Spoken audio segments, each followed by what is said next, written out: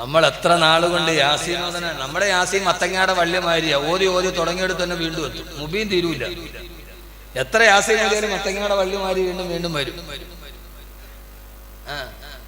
ആരാ നിസാം ഭായി പറയും, നജ്ജാർ അല്ല, ഹബീബുൻ നജ്ജാർ ആശാരിയായിരുന്നു. ആ നാട്ടിലെ ആശാരിയായിരുന്ന ഹബീബുൻ നജ്ജാർ. ഏതാണ് ആയത്ത്? ഖുർആനെ കുറിച്ച് ചോദിച്ചാൽ നമ്മൾ വളരെ പുറകിലാണ്. وجاء رجل من أقصى المدينة يسعى قال يا قوم اتبعوا المرسلين. രണ്ടായത്തുണ്ട് അതേപോലെ. ഒന്ന് വജാഅ മിൻ അഖ്സൽ മദീനത്തി റജുലുൻ യസ്അ, അത് സൂറത്തുൽ ഖസസിലാണ്. രണ്ടായത്തും ഒരുപോലെയാണ്. ഖുർആനിൽ അങ്ങനെ ഒരു പ്രശ്നമുണ്ട്, ഹാഫിളാർക്ക് മനസ്സിലാവൂ. യാസീനി വരുമ്പോ വജാഅ റജുലുൻ മിൻ അഖ്സൽ മദീനത്തി യസ്അ, ഖസസിൽ എത്തുമ്പോ വജാഅ മിൻ അഖ്സൽ മദീനത്തി റജുലുൻ യസ്അ. ഒരേപോലത്തെ പല ആയത്തുകളുണ്ട്. അല്ലാഹു ചിന്ത തരട്ടെ, ഖുർആൻ പഠിക്കാൻ അല്ലാഹു തൗഫീഖ് നൽകട്ടെ. ഇന്ന് നമ്മുടെ ചിന്തകൾ മാറിപ്പോയി. ഇന്നെല്ലാം ഈ കാലഘട്ടത്തിൽ ഇങ്ങനെയൊക്കെയല്ലേ ആവാൻ പറ്റൂ എന്ന് ചിന്തിച്ചാൽ നാളെ അള്ളാഹുടെ മുമ്പിൽ പോയിട്ട് പടച്ചോനെ കാലം അങ്ങനെയായിരുന്നുണ്ട് അതിനൊത്ത് സഞ്ചരിച്ചു എന്ന് പറയാൻ അള്ളാഹു നമ്മളെ വിടുകയില്ല. കാരണം അള്ളാഹ് പെണ്ണുങ്ങൾ പറയും, ഇന്നിപ്പോ ഇങ്ങനെയൊക്കെ ജീവിക്കാൻ പറ്റുമോ, പർദ്ദയിടാൻ പറ്റുമോ, തലമറക്കാൻ പറ്റുമോ? ഉസ്താദന്മാരൊക്കെ പറയും പോലെ വീട്ടിൽ ഒതുങ്ങിക്കൂടി അങ്ങനെ ഇരിക്കാൻ പറ്റുമോ എന്ന് ചോദിച്ചാൽ അന്ന് സഹോദരി പരലോകത്ത് വെച്ച് ഫറോവയുടെ ഭാര്യ ആസിയ ബിബിയെ മുമ്പിൽ നിർത്തിയിട്ട് അള്ളാഹു ചോദിക്കും, നീ ആസിയയെ കണ്ടോ എന്ന്. ആസിയ ബിബി റളിയല്ലാഹു അൻഹ ജീവിച്ചത് എവിടെയാ? ഏറ്റവും വലിയ ഏകാധിപതിയുടെ കൊട്ടാരത്തിൽ. ഭർത്താവ് ലോകത്തിലെ ഏറ്റവും വലിയ ഏകാധിപതി. ഭർത്താവ് ഫിർഔന്റെ കഥ പഠിച്ചാൽ മാത്രം പോരാ, സാഹചര്യം അറിയണം. ഫിർഔൻ ആരാ? ലോകത്തിലെ ഏറ്റവും വലിയ ഏകാധിപതി. അദ്ദേഹത്തിന്റെ ഭാര്യയാണ് ആസിയ ബീവി. ഫറോവയുടെ കൊട്ടാരത്തിലാണ് ആസിയ ബീവി വളർന്നത്. പിന്നെ ആ ചങ്കൂറ്റം ഫറോവമാരുടെ കാലഘട്ടത്തിൽ നിനക്കുണ്ടാവണം. ഞാനതാ പറഞ്ഞത് തന്നെ പറഞ്ഞുകൊണ്ടിരുന്നിട്ട് കാര്യമില്ല. നമുക്ക് ജീവിതത്തിൽ പഠിക്കാൻ ഏറെയുണ്ട്. നമ്മളെ ഇന്ന് വല്ലാതെ ഒരു സോഷ്യൽ മീഡിയ നമ്മളെ വല്ലാതെ അങ്ങ് പിടിച്ചു കളഞ്ഞു. പണ്ടൊക്കെ പെണ്ണ് കാണാൻ വേണ്ടി ചെറുപ്പക്കാർ വീട്ടിൽ പോയി ആദ്യം ചോദിക്കുക, കുട്ടിയുടെ പേരെന്താണ്, മദ്രസയിൽ എത്ര വരെ പഠിച്ചിട്ടുണ്ട്, വിദ്യാഭ്യാസം എത്രയാണ്, വാപ്പാടെ പേരെന്താണ്, കുടുംബം എങ്ങനെയുണ്ട്, ഇതൊക്കെ അന്വേഷിക്കുക. ഇത് ചെറുപ്പക്കാര് പെണ്ണ് കാണാൻ വീട്ടിൽ പോയാൽ ആദ്യം നോക്കണം, മൊബൈൽ എടുത്തിട്ട് 3G ഉണ്ടോ നോക്ക്. 3G ഇല്ലെങ്കിൽ പെണ്ണിനെ വേണ്ട. ഇത് തമാശക്കാരിയല്ല. അല്ലെങ്കിൽ നിങ്ങൾ ചിന്തിച്ചു നോക്കി, നെറ്റിന് കവറേജ് ഇല്ലേ ആ വീട്ടിൽ നിന്ന് പിന്നെ പെണ്ണെടുക്കാൻ അവന് വലിയ. കാരണം ഇതിന് നമ്മൾ അത്രത്തോളം അഡിക്റ്റാണ്. ഞാനൊരു തമാശ, നമ്മൾ ഈ സാധനത്തിന് നമ്മൾ അത്രത്തോളം അഡിക്റ്റാണ്. പള്ളിയിൽ കയറുമ്പോ കാണാം മൊബൈൽ ഫോൺ സ്വിച്ച് ഓഫ് ആക്കുക. നമ്മൾ സ്വിച്ച് ഓഫ് ആക്കുമോ? വൈബ്രേറ്റ് മോഡിൽ ഇടുള്ളൂ. എന്തുകൊണ്ട്? നിസ്കാരം കഴിഞ്ഞ് ആദ്യം എടുത്തിട്ട് നോക്കണം, പുറത്തുവനെ കോള് വല്ലതും വന്നോ.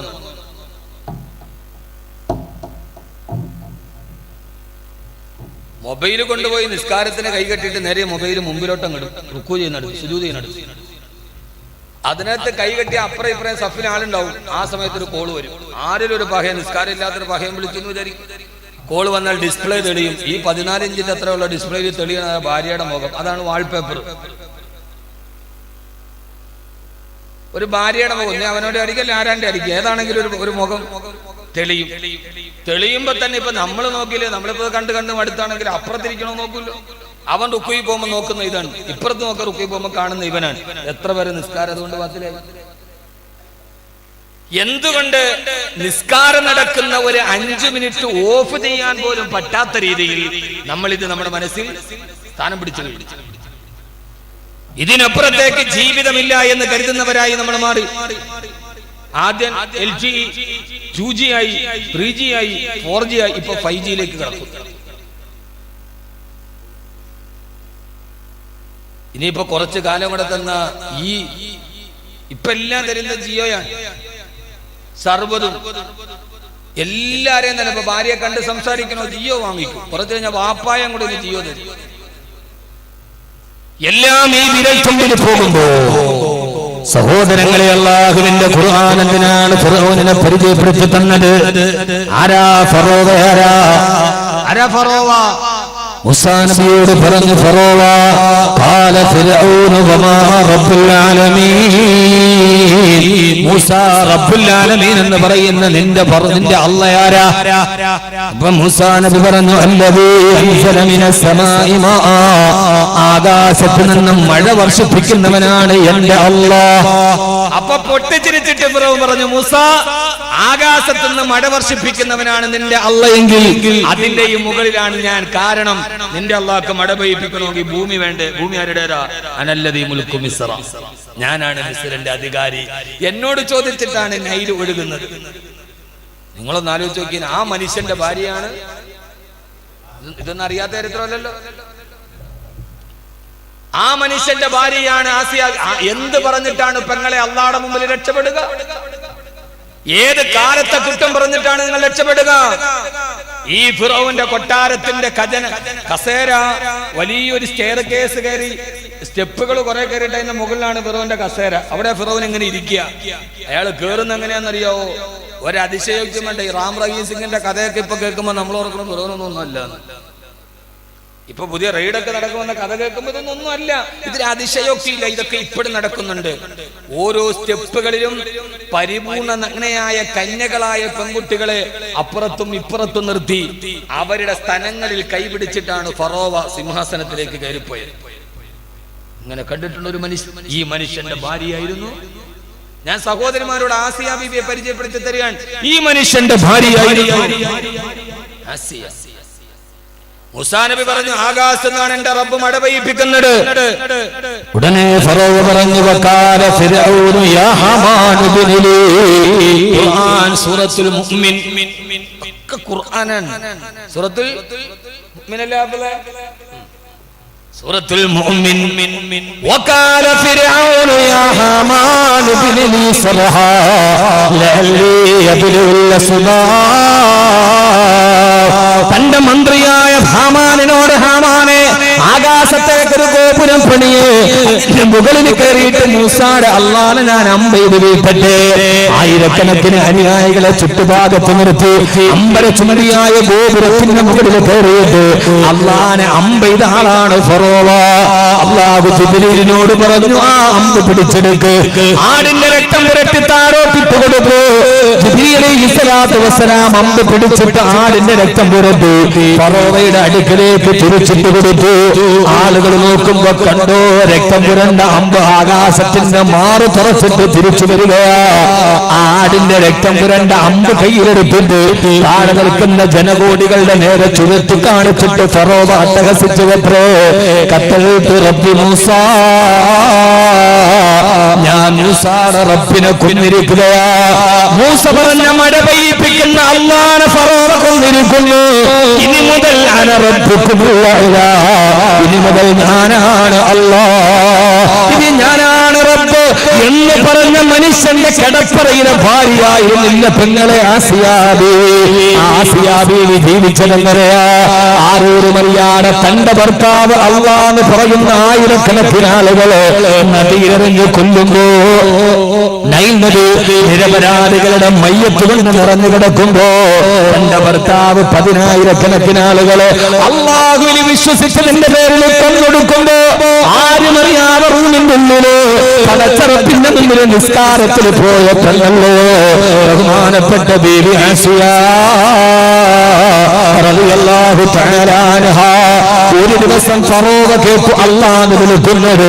ഓടി വന്നിട്ട് പറഞ്ഞു ആസിയ പറയേ റബ്ബ് ഫിർഔനാണ് റബ്ബെന്ന് പറഞ്ഞപ്പോ ഇല്ല ഇല്ല എന്റെ റബ്ബിനെ ഞാൻ തള്ളിപ്പറയില്ലെന്ന് പറഞ്ഞ് മലത്തി കിടത്തിയിട്ട് ഭർത്താവ് ൂത്തുമോത്ത് കിടക്കുന്ന ശൂലമെടുത്തിട്ട് മുഖ്യസ്ഥാനത്തിലേക്ക് കുത്തിക്കയറ്റുമ്പോ തന്റെ രഹസ്യാവയവത്തിൽ നിന്ന് രക്തം തടം തല്ലിയാടുകവേ ഭർത്താവ് സംഹാര താണ്ഡവമാടുന്ന പച്ച ശരീരത്തിന്റെ വേദന ശരീരത്തെ കീറി മുറിക്കുമ്പോ മലത്തി കിടത്തിയിട്ട് മുഖ്യസ്ഥാനത്ത് കുന്തം കുത്തിക്കയറ്റിയപ്പോ ആകാശത്തേക്ക് മലന്ന് കിടന്ന് ആസിയാ ബീവി പറഞ്ഞ ഒരു ദുആ ഖുർആൻ നമ്മളോട് പറയുന്നുണ്ടല്ലോ. അല്ലാഹുവേ, ആരുമറിയാതെ ഇത്രനാളും നിന്നെ ഞാൻ ആരാധിച്ചു റബ്ബേ, പരസ്യമായപ്പോൾ എന്റെ ഭർത്താവിനെ കൊല്ലുകയാണ്. അല്ലാഹുവേ, വേദന എനിക്ക് പ്രശ്നമല്ല, ത്യാഗങ്ങൾ എനിക്ക് പ്രശ്നമല്ല, ഈ ലോകത്ത് നിന്ന് വിട പറയാനും എനിക്കും മടിയില്ല. അല്ലാഹ്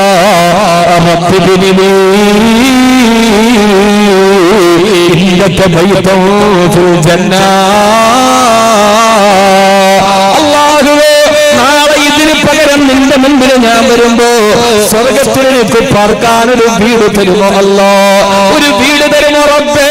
എന്റെ പ്രിയപ്പെട്ട ഈ കൊല്ലൂറുകളോട് ആധുനിക കാലഘട്ടത്തിന് ഞാൻ ചേർത്ത് വെക്കുകയാണ്. ഈ മഹിളാരംഗത്തെ മരിക്കുന്ന നേരത്ത് സ്വർഗത്തിലൊരു വീട് ചോദിച്ചപ്പോ മഹിഷറയിലെത്തി ഹിസാബ് കഴിഞ്ഞ് സിറാത്ത് കടന്ന് സ്വർഗത്തിലെത്തുമ്പോ അവിടെ ഒരു വീട് വേണമെന്ന് ദുആ ചെയ്തപ്പോ ചെയ്യേണ്ട താമസം മലർന്ന് കടന്നിട്ട് മാറിലേക്ക് കുത്തുകളേറ്റ് നിലവിളിക്കുന്ന ആസിയാ ബീവിയുടെ കണ്ണിന്റെ മുകളിൽ മേഘജാലകങ്ങളുടെ ഇടയിലേക്ക് ജിബ്രീൽ അലൈഹിസ്സലാത്തു വസ്സലാം വന്നു.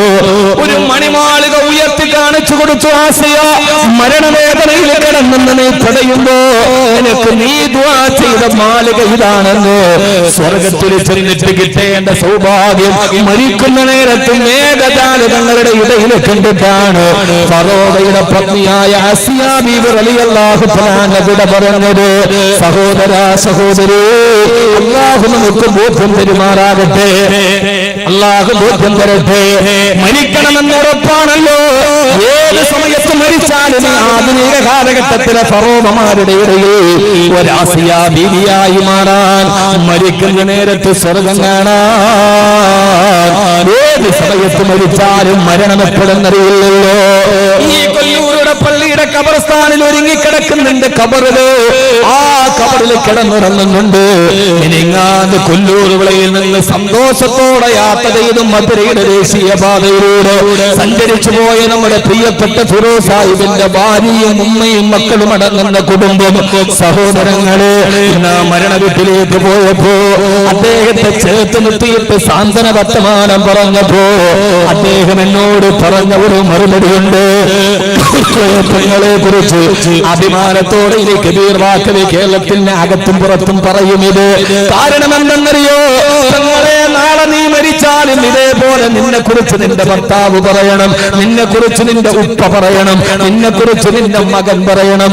ഫിറോസ് സാഹിബ് എന്നോട് ചേർത്തിരുന്ന് യൂനുസ് സാഹിബ് അടക്കമുള്ളവർ കേട്ടതാ. ഉസ്താദേ, എന്റെ ഉമ്മ 4 മണിക്ക് എഴുന്നേറ്റിട്ട് തഹജ്ജുദ് നിസ്കരിച്ചിട്ട് ഖുർആൻ ഓതിയിരിക്കാറുണ്ടായിരുന്നു.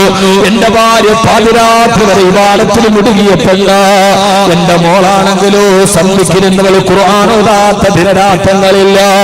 ദേശീയ പാതയിൽ അല്ലാഹു അപകടമാണെന്ന് നൽകിയതെന്ന് പറഞ്ഞപ്പോ എന്റെ ഉമ്മയും എന്റെ ഭാര്യയും എന്റെ പൊന്നുമോൾ എനിക്കൊന്ന് കാണാൻ കഴിയാതെ മരിക്കുന്ന നേരത്തെ എന്റെ പൊന്നുമോള് വിളിച്ചിട്ടുണ്ടാവില്ല ഉപ്പാന്ന്. ഭാര്യ വിളിച്ചിട്ടില്ലേ പ്രിയപ്പെട്ട ഭർത്താവിനെ? ഉമ്മ വിളിച്ചിട്ടില്ലേ സക്കറാത്തിന്റെ നേരത്തിൽ പൊന്നുമോനെ എന്ന് കേൾക്കാൻ എനിക്ക് കഴിഞ്ഞില്ലല്ലോ.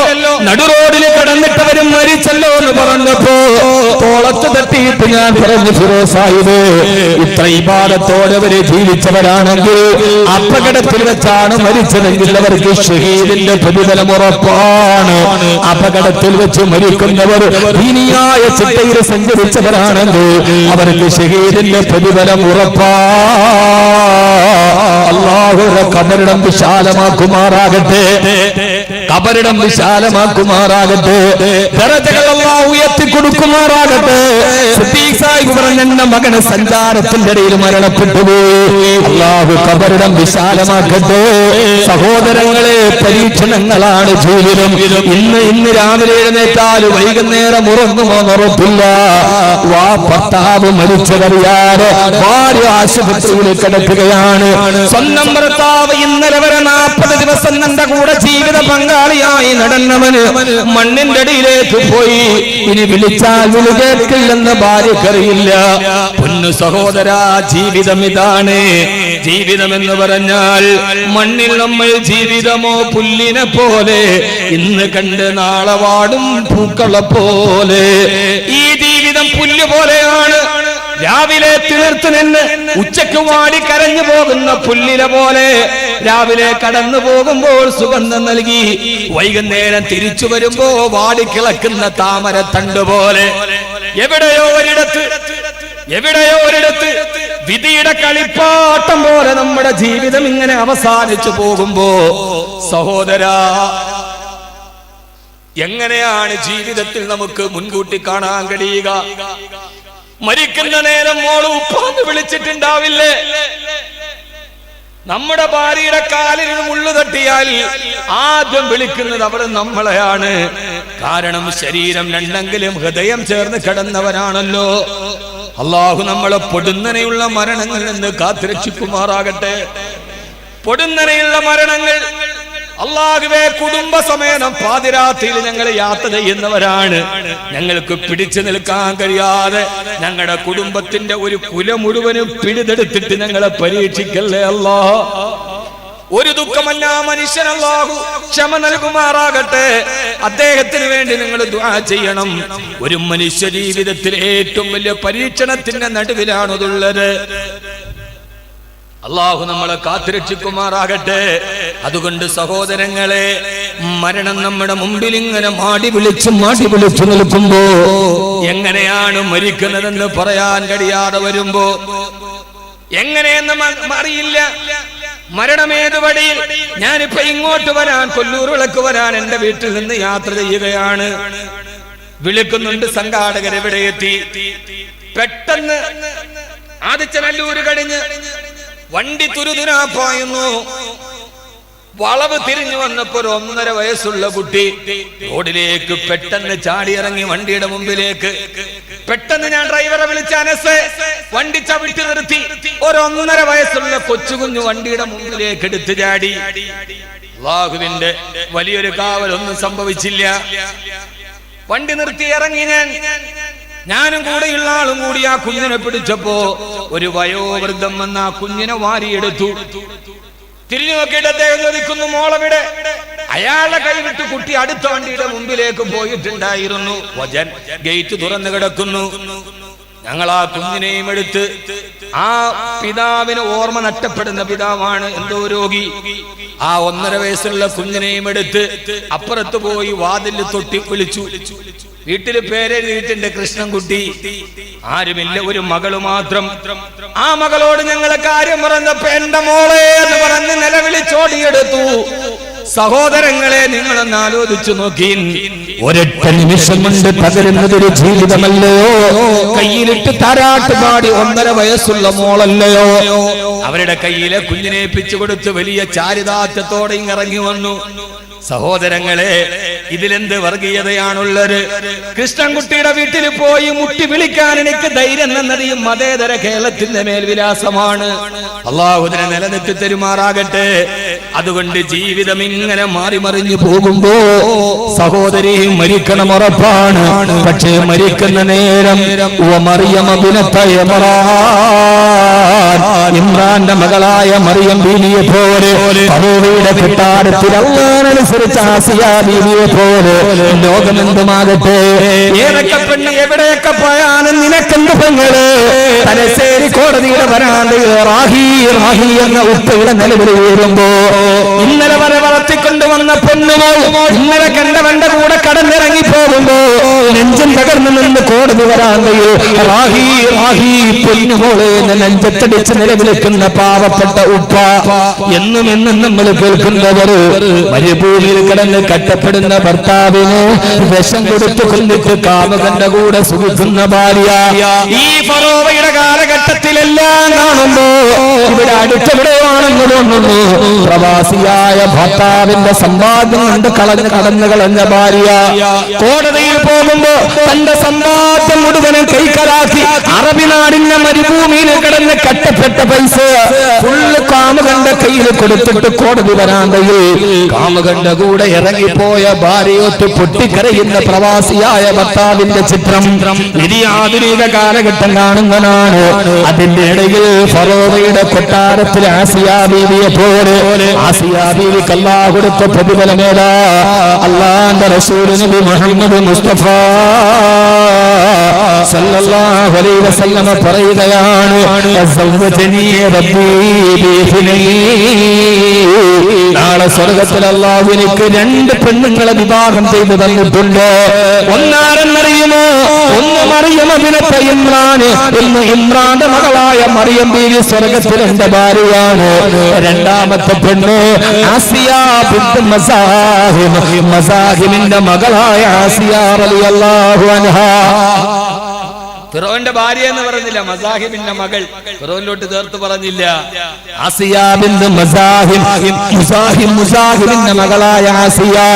ഫറോവ ആസിയ ബീവിയുടെ ഭർത്താവാണെങ്കിലും ഫറോവ ആസിയ ബീവിയുടെ ശരീരത്തിൽ തൊട്ടിട്ടില്ല. അല്ലാഹു തൊടാൻ അവസരം കൊടുത്തിട്ടില്ല. കാരണം ഫറോവ തൊട്ടാൽ നാളെ പുണ്യഭൂമാന്റെ ഭാര്യാപദവി അലങ്കരിക്കേണ്ടവളല്ലേ ഹബീബായ നബി മുഹമ്മദ് മുസ്തഫ സല്ലല്ലാഹു അലൈഹി വസല്ലമ. അല്ലാഹു കൊണ്ട് പെങ്ങളെ ഫറോവയുടെ കൊട്ടാരത്തിൽ ആസിയ ആവുക. അല്ലാഹു തൗഫീഖ് നൽകട്ടെ. ആമീൻ പറ. നിങ്ങൾ അങ്ങനെയൊന്നും ഉണ്ടായിരിക്കണേ. അല്ലാഹു തൗഫീഖ് നൽകട്ടെ. ഫറോവമാർ വാണരുളുമ്പോ ആസിയായി ജീവിക്കുക എന്നതാണ് നമ്മുടെ ധർമ്മം. അല്ലാതെ പടച്ചോൻ എന്റെ നാടെങ്ങനെയായി, എന്റെ വീടിങ്ങനെയായി, ഞാൻ അതുകൊണ്ട് ഇങ്ങനെയായി, അള്ളാഹുടെ മുമ്പിൽ രക്ഷയില്ല. ഒരു കഥ കൂടി പറഞ്ഞുതരാം. അള്ളാഹു നമുക്ക് തിരിച്ചു വരാൻ തൗഫീഖ് നൽകട്ടെ. അള്ളാഹു തിരിച്ചു വരാൻ തൗഫീഖ് നൽകട്ടെ. ലോകത്തെല്ലാവരും സർവ്വതും ഉണ്ടായിട്ടുണ്ട്. ഇല്ലാത്തൊരു സമൂഹം ഉണ്ടായിട്ടില്ല. തെറ്റ് ചെയ്യാത്തൊരു സമൂഹം ഉണ്ടായിട്ടുണ്ടോ? തെറ്റ് ചെയ്യാത്തവരാരെങ്കിലും ഉണ്ടോ? നബി സല്ലല്ലാഹു അലൈഹി വസല്ലമയുടെ കാലഘട്ടത്തിൽ സഹാബിമാരുടെ ഭാര്യമാര് പോലും തെറ്റ് ചെയ്തിട്ടുണ്ട്. ഇല്ലേ? അറിയില്ല. ഇതെന്തിട്ട് മനുഷ്യന്മാരെ പടച്ചവനെ. ഇതിങ്ങനെ പറഞ്ഞു പോയ എന്റെ സമയം നീണ്ടുപോകണല്ലാതെ. ഖുർആനിൽ 6 ആയത്ത് ഒന്നിച്ചിറങ്ങിയത് ഈ സംഭവത്തിലാണ്. 6 ആയത്ത് ഒന്നിച്ചിറങ്ങി. സൂറത്ത് നൂർ. സമയായ സംഭവം പറയണോ? ഞാനൊരു ചാൻസ് പറയണോ? സമയായി ആയില്ലേ? അൽഹംദുലില്ലാ. അല്ലാഹു നമ്മുടെ സദസ്സിനെ നിലനിർത്തി തരട്ടെ. ഇനി കേൾക്കണമെന്ന് പറയുമ്പോഴാണ് കേൾവി പ്രയോജനപ്പെടുന്നുണ്ട് എന്ന് പറയുന്നത്. ഇത് വെറും ഒരു ആസ്വാദനമാവരുത്. ഈ കേൾവി പ്രയോജനപ്പെടുന്നു. കുറെ സഹോദരിമാർക്ക് പ്രയോജനപ്പെടുന്ന കടിയും അല്ലാഹു തൗഫീഖ് നൽകട്ടെ. അല്ലാഹു തൗഫീഖ് നൽകട്ടെ. നമ്മുടെ ജീവിതത്തിൽ ചെയ്യാൻ നമുക്ക് ഏറെയുണ്ട്. തെറ്റ് ചെയ്യാത്തവരാരുമില്ല. പക്ഷെ തെറ്റ് ചെയ്തിട്ട് തെറ്റിനെ മനസ്സിലാക്കി തെറ്റിൽ നിന്ന് മാറുന്നവനാണ് ഏറ്റവും നല്ല വിശ്വാസം. ഈ കാലഘട്ടത്തിൽ അങ്ങനെ ആവണം. പടച്ചോനെ, ഞാനിപ്പോ തൊപ്പിയിട്ടിട്ട് നാളെ പള്ളിയിൽ പോയാൽ ആളുകൾ എന്ത് പറയുന്നു വിചാരിക്കുന്നത്? ഞാൻ എന്റെ വേഷമൊക്കെ മാറ്റി നല്ലൊരു പെണ്ണായിട്ടാൽ ഇനിയിപ്പോ ആളുകൾ എന്ത് പറയും എന്ന് വിചാരിക്കണ്ട.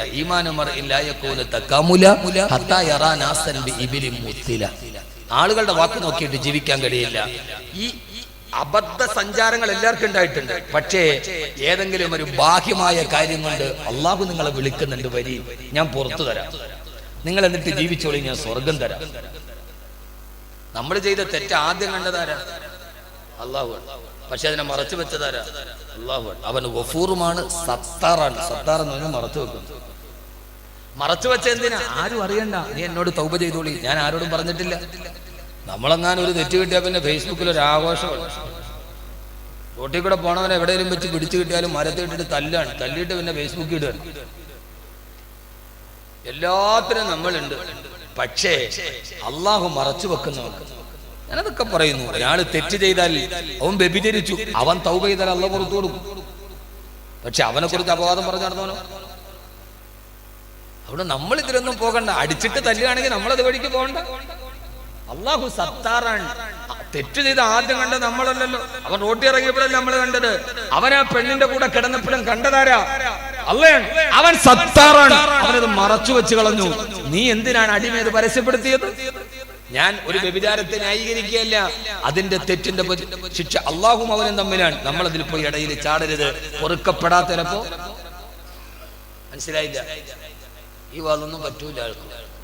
നമ്മളതിൽ പെടണ്ട. അള്ളാഹു നമ്മളെ നന്നാക്കി തരട്ടെ. അള്ളാഹു നമ്മളെ നന്നാക്കി തരട്ടെ. നമ്മൾ മലക്കാണെങ്കിൽ, നമ്മൾ 100% നല്ലവരാണെങ്കിൽ ഉറപ്പാണ്. ഇതിവിടെ മാത്രമല്ല. ഒറ്റ സംഭവം വിവരങ്ങളിരിക്കോ? ഇത് ഖുർആൻ നമ്മോട് പറയുന്നതാണ്. എന്തിനാണ് ഖുർആൻ പറയുന്നത്? നമ്മുടെ മനസ്സിൽ കയറാൻ. 6 ആയത്തിറങ്ങി. എവിടെ? സഹാബിയുടെ വീട്ടിൽ നടന്ന സംഭവം. അതുകൊണ്ട് സഹോദരിമാരോട് സഹോദരങ്ങളോട് ഇതെല്ലാ ജനതയിലും ഉണ്ടായിട്ടുണ്ട്. പക്ഷെ അവർ തിരുത്തിയിട്ടുണ്ട്. നമ്മൾ തിരുത്തുന്നില്ല, അതിൽ തന്നെ നിലനിൽക്കുന്നു എന്നതാണ് വസ്തുത. ഒരു കാലം അന്ന് സ്വന്തം ഭാര്യ വേറൊരുത്തന്റെ കൂടെ വ്യഭിചരിക്കുന്നത് ഒരു ഭർത്താവ് കണ്ടാൽ അന്നത്തെ നിയമം ഏറ്റവും കുറഞ്ഞ 4 സാക്ഷികളെ ഹാജരാക്കണം. എത്ര സാക്ഷികൾ? ഭാര്യ വേറൊരാളുടെ കൂടെ വ്യഭിചരിക്കുന്നത് നേരിട്ട് ഭർത്താവ് കണ്ടാൽ ആ ഭർത്താവിനത് പറയാൻ പാടില്ല. പറയണമെങ്കിൽ എത്ര സാക്ഷി? 4. പിറ കണ്ടാൽ എത്ര സാക്ഷി? 2. പിറ കണ്ടാൽ സ്ഥിരീകരിക്കാൻ 2 സാക്ഷി മതി. പിറവിയുടെ കാരണമായി ഇത് നടന്നാൽ 4 സാക്ഷി. 4 സാക്ഷികളില്ലാതെ പറ്റില്ല. 4 സാക്ഷി ഇല്ലാതെ ഭാര്യ വ്യഭിചരിച്ചു എന്ന് ഭർത്താവ് പറഞ്ഞാൽ അയാളെ ചാട്ടവാറിനടിക്കണം. ഇതാണ് നിയമം. ആ നിയമം നിലവിലിരിക്കെയാണ് മദീനയിൽ ഖുർആന്റെ ക്ലാസ് നടക്കുന്നു. മദീന, അല്ലാഹു നമ്മളെ മദീനയിൽ എത്തിക്കട്ടെ. അല്ലാഹു നമ്മളെ മദീനയിൽ എത്തിക്കട്ടെ. ആമീൻ പറഞ്ഞില്ല, ഞാൻ സംഭവം പറയൂല, ഞാൻ വാഹൃദവാനം പറയും. എന്റെ കോട്ട കഴിഞ്ഞ് 2 മണിക്കൂറായി. ഇനി പറയുന്നത് ബോണസാണ്. സാധാരണ 2 മണിക്കൂറാണ് പ്രസംഗം. പിന്നെ നിങ്ങൾ നിർബന്ധിച്ചുകൊണ്ട് ഞാൻ വീണ്ടും പറഞ്ഞു, അത് ബോണസാണ്. ബോണസ് എത്രയാവാന്നുള്ളത് മുതലാളിയുടെ സ്വാതന്ത്ര്യം. ഈ മുതലാളിയുടെ അല്ല, പ്രസിഡന്റിന്റെ. ബോണസ് എത്ര വേണേലും കൊടുക്കാം. അത് അതിന് ആനുപാതികമായി കണക്ക് കൂട്ടപ്പെടുന്നതാണ്. അള്ളാഹു സ്വീകരിക്കുമാറാകട്ടെ. അള്ളാഹു സ്വീകരിക്കുമാറാകട്ടെ. ഏറ്റവും വലിയ മുതലാളി ആരാ? ഏറ്റവും വലിയ മുതലാളി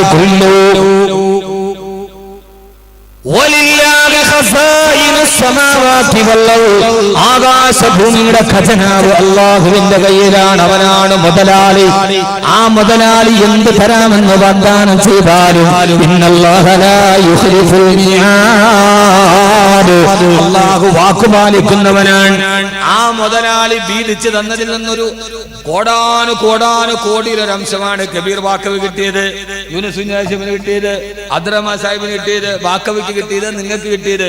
അതൊക്കെ അള്ളാഹു എന്ന മുതലാളി തന്നതിൽ നിന്ന് ഒരൽപ്പാണ്. അത് അവന്റെ പ്രീതിക്ക് വേണ്ടി ചെലവഴിക്കും. അള്ളാഹു തൗഫീഖ് നൽകി. അള്ളാഹു തൗഫീഖ് നൽകി. അള്ളാഹ് തന്നതി ചെലവഴിക്കും. ഇന്ന് കണ്ട ഒരു സഹോദരനോട് ഉസ്താദിന്റെ മോളുടെ കല്യാണം കഴിഞ്ഞ നല്ല സന്തോഷത്തോടെ അവള് ജീവിച്ചപ്പോ ഞാൻ മനസ്സിലെ നീയത്ത് ഇതൊരു 3 യത്തീമായ പെൺകുട്ടികളെ കെട്ടിച്ചു കൊടുത്തു. അള്ളാഹുവിന്റെ ജീവിതത്തിൽ ഖൈർ നൽകട്ടെ.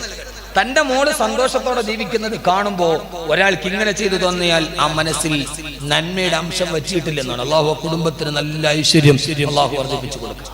ആ മോളുടെ കുടുംബത്തെ അള്ളാഹു ഖൈറിലാക്കട്ടെ.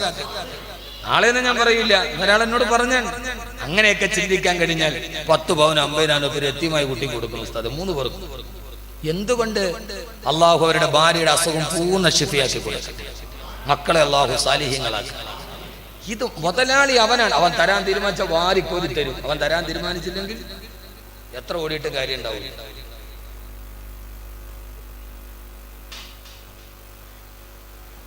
ആ കാലഘട്ടത്തിലെ നിയമം അങ്ങനെയാണ്. ആ നിയമത്തിലാണ് ഒരു ദിവസം മദീനത്തെ പള്ളിയിൽ ഖുർആൻ പഠിപ്പിച്ചുകൊണ്ടിരിക്കവേ ഈ ആയത്ത് പറഞ്ഞപ്പോ മഹാനായ സയ്യിദ് ബിൻ ഉബാദ റളിയല്ലാഹു തആല എഴുന്നേറ്റ് നിന്ന് ചോദിച്ചു, യാ റസൂലല്ലാഹ്, സ്വന്തം ഭാര്യമാര് വ്യഭിചരിക്കുന്നത് കണ്ടിട്ട് അത് സാക്ഷ്യപ്പെടുത്താൻ 4 സാക്ഷികൾ വേണമെന്ന് ഖുർആന്റെ നിയമമുണ്ടല്ലോ. ഞങ്ങൾ ഭർത്താക്കന്മാര് വലിയ വിഷമത്തിലാണ് നബിയേ. ഭാര്യമാര് വ്യഭിചരിക്കുന്നത് കണ്ടുകൊണ്ട് കണ്ടിട്ടും 4 സാക്ഷികളെ ഞങ്ങൾക്ക് കിട്ടിയില്ലെങ്കിൽ വ്യഭിചാര സന്തതികളെ ഞങ്ങൾ പേരണമല്ലോ നബിയേ. വ്യഭിചാരത്തിലുണ്ടായ മക്കൾ ഞങ്ങളെ വാപ്പാന്ന് വിളിക്കുമല്ലോ. ഞങ്ങൾക്കത് അപമാനമാണ് യാ റസൂലല്ലാഹ്. മാത്രമല്ല ഭാര്യ വ്യഭിചരിക്കുന്നത് കണ്ടിട്ട് 4 സാക്ഷികളെ ഒപ്പിക്കാൻ അങ്ങാടിയിൽ പോയിട്ട് തിരിച്ചു വരുമ്പോ ഇവര് കാര്യം കിടന്ന് പോയിട്ടുണ്ടാകുമല്ലോ നബിയേ. ഇങ്ങനെ തന്നെയാണ് ചോദിച്ചത്. വാക്കവിയുടെ വകയായിട്ടൊന്നും ഇല്ല നബി. ഇത് വലിയൊരു ഇടങ്ങേറാണ്. 4 പേരെ ഒപ്പിച്ചിട്ട് വരുമ്പോ അവരിവിടെ ഉണ്ടാവൂലല്ലോ നബിയെ. എന്ത് രസമാണ് ഖുർആൻ ഇറങ്ങിയ സംഭവമൊക്കെ. സമയമില്ലാതെ ഇത് പറഞ്ഞപ്പോ ഹബീബായ നബി സല്ലല്ലാഹു അലൈഹി വസല്ലമക്ക് പുഞ്ചിരി വന്നു. അൻസാറുകളുടെ നേരെ വിളിച്ചിട്ട് ചോദിച്ചു, അൻസാറുകളെ, അമാ സമയത്തും ഖൗല സയ്യിദിക്കും, നിങ്ങളുടെ നേതാവ് പറയുന്ന ഈ വാക്ക് നിങ്ങൾ കേൾക്കുന്നില്ലയോ? സയ്യിദ് ബിൻ ഉബാദ എന്തൊക്കെയാണ് ജനസമക്ഷത്തിൽ വിളിച്ചു പറയുന്നത്? ഇത് കേട്ട അൻസാറുകൾ പറഞ്ഞു, യാ റസൂലല്ലാഹ്, സഅദ് ഇബ്നു ഉബാദയുടെ വാക്ക് ലഘൂകരിക്കുന്ന നബിയെ. സഅദ് ഇബ്നു ഉബാദ റളിയല്ലാഹു തആല ഏറ്റവും മാന്യനാണ്. ഈ സഅദ് ഇബ്നു ഉബാദ റളിയല്ലാഹു തആല ഒരു പെണ്ണിനെങ്കിലും തലാഖ് ചൊല്ലിയാൽ സഅദ് ഇബ്നു ഉബാദ മുടി ചൊല്ലിയ പെണ്ണിനെ പിന്നെ മദീനയിൽ ഞങ്ങൾ ആരും വിവാഹം കഴിക്കില്ല നബിയെ. കാരണം സഅദ് ഇബ്നു ഉബാദ റളിയല്ലാഹു അൻഹു ഭാര്യമാരോട് അത്ര സ്നേഹമുള്ള ആളാണ്. സഅദ് ഇബ്നു ഉബാദ റളിയല്ലാഹു അൻഹുവിന്റെ കൂടെ കഴിയാത്ത ഭാര്യ ഒരു പുരുഷന്റെ കൂടെയും കഴിയില്ല യാ റസൂലല്ലാഹ് എന്ന് പറഞ്ഞപ്പോ ഹബീബായ നബി തങ്ങൾക്ക് സങ്കടമായി. സഅദ് ഇബ്നു ഉബാദ പറയുന്നതിൽ എന്തോ കാര്യമുണ്ട്, പക്ഷേ ഖുർആന്റെ നിയമം മാറ്റാൻ കഴിയില്ലല്ലോ. ആകാശത്തേക്ക് നോക്കി ജിബ്രീൽ വരുന്നില്ല അലൈഹിസ്സലാത്തു വസ്സലാം. ഇങ്ങനെ സദസ് ഇങ്ങനെ ഇരിക്കുമ്പോഴാണ് വേറൊരു സഹാബി ഓടി വരുന്നു. മഹാനായ ഹിലാൽ ഇബ്നു ഉമയ്യ റളിയല്ലാഹു അൻഹു. യാ റസൂലല്ലാഹ്, ഞാൻ മദീനയിലെ പാവപ്പെട്ട കർഷക തൊഴിലാളിയാണ്. രാവിലെ ഈത്തപ്പഴ തോട്ടത്തിൽ പോയി ജോലി ചെയ്തിട്ട് വൈകുന്നേരം തിരിച്ചു വരുമ്പോ അതുകൊണ്ടാണ് ഞാൻ എന്റെ ഭാര്യ മക്കൾക്ക് ഭക്ഷണം കൊടുക്കുന്നത് നബിയേ. രാവിലെ ഈത്തപ്പഴത്തോട്ടത്തിൽ പോകും, വൈകുന്നേരം തിരിച്ചു വരും. ഇന്നലെ പതിവ് പോലെ രാവിലെ പോയി വൈകുന്നേരം ഞാൻ തിരിച്ചു വന്നപ്പോ എന്റെ ഭാര്യയുടെ കൂടെ വേറെ ചെറുപ്പക്കാരൻ കിടപ്പറ പങ്കിടുന്നു നബിയേ. അവൾ ഹുമൈസ എന്ന ചെറുപ്പക്കാരന്റെ കൂടെ, അവന്റെ പേര് ഹുമൈസ എന്നാണ്. ബഹുമാനപ്പെട്ട ഹിലാൽ ഇബ്നു ഉമയ്യക്ക് അറിയാവുന്ന ചെറുപ്പക്കാരനാണ്. നല്ല അർത്ഥം നബിയേ, ഞാനത് കണ്ടു യാ റസൂലല്ലാഹ്. ഹബീബായ നബി തങ്ങൾ ചോദിച്ചു, ഹിലാൽ 4 സാക്ഷികളുണ്ടോ? ഹിലാൽ ഇല്ല നബിയെ. എന്നാൽ നിനക്ക് ചാട്ടവാറടി കിട്ടും ഹിലാലേ. ഹിലാൽ ഇബ്നു ഉമയ്യ റളിയല്ലാഹു തആല പൊട്ടിക്കരഞ്ഞു, നബിയേ, ഞാൻ എന്റെ കണ്ണുകൊണ്ട് കണ്ടതാണ് എന്ന് മാത്രമല്ല ആ ശാരീരിക ബന്ധത്തിൽ ഏർപ്പെട്ടപ്പോ വികാര പാരവശ്യത്തിൽ അവര് സംസാരിക്കുന്ന സംസാരം സമയത്ത് എന്റെ 2 ചെവിയിൽ ഞാൻ കേട്ടു നബിയേ.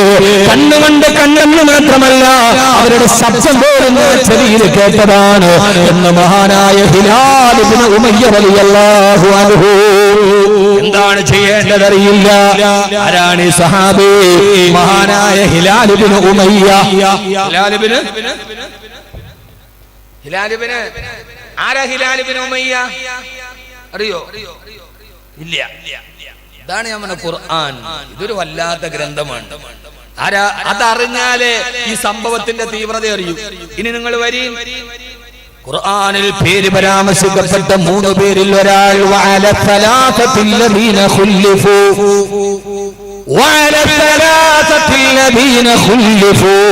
തബൂക്ക് യുദ്ധം പോകാൻ റസൂലുള്ളാഹി സഹാബത്തും പോയപ്പോ ഭാര്യയുടെ വർത്തമാനം കേട്ടിട്ട് യുദ്ധത്തിന് പോകാതെ വീട്ടിലിരുന്ന 3 പേരിൽ ഒരാൾ. സൂറത്ത് തൗബ അല്ലേ? തബൂക്ക് യുദ്ധം അപ്പോൾ ഈ സഹാബിയുടെ പരാതിയുടെ ആഴ മനസ്സിലാവൂ. തബൂക്ക് യുദ്ധത്തിന് റസൂലുള്ളാഹി സഹാബത്തും പോയപ്പോ 3 സഹാബത്ത് പോയില്ല.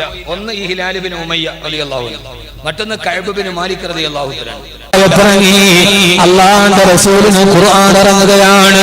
ആ സമയത്ത് ശരീരത്തിന് ഭാരം കൂടുന്നു. ആയിഷ ബീവി റളിയല്ലാഹു തആല പറയുന്നുണ്ട്, ഹബീബായ നബി സല്ലല്ലാഹു അലൈഹി വസല്ലം എന്റെ മടിയിൽ തല വെച്ച് കിടക്കുമ്പോൾ ആകാശത്ത് നിന്ന് ജിബ്രീൽ ഖുർആന്റെ ആയത്തിറക്കി കൊടുക്കും.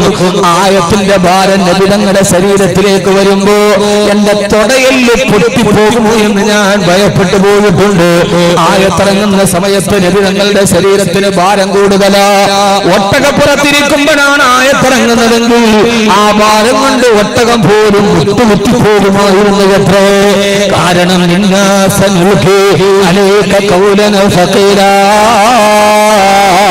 ഈ ഖുർആന്റെ ഓരോ ആയത്തും അത്രയേറെ ഭാരമുള്ളതാണ് നബിയെ. ആയത്തിറങ്ങി നബിയെ പറഞ്ഞു കൊടുക്കുക, ബിസ്മില്ലാഹിർ റഹ്മാനിർ റഹീം. വല്ലദീന യർമൂന അസ്വാജഹും വലം യകുൽ ലഹും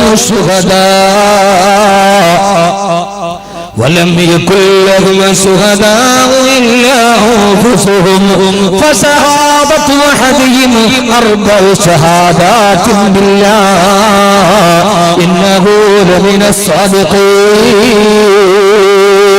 ഓ നബിയേ, സ്വന്തം ഭാര്യക്കെതിരെ ഭർത്താവ് വ്യഭിചാര ആരോപണം നടത്തുകയും അയാൾക്ക് 4 സാക്ഷികളെ ഹാജരാക്കാൻ കഴിയാതിരിക്കുകയും ചെയ്യുന്നൊരവസരം വന്നാൽ ആ സമയത്ത് നബിയെ ചെയ്യേണ്ടത് ഭാര്യ ഭർത്താക്കന്മാര് ജനങ്ങളുടെ നടുവിൽ വെച്ചിട്ട് 4 പ്രാവശ്യം അല്ലാഹുവിനെ സത്യം ചെയ്ത് പറയണം.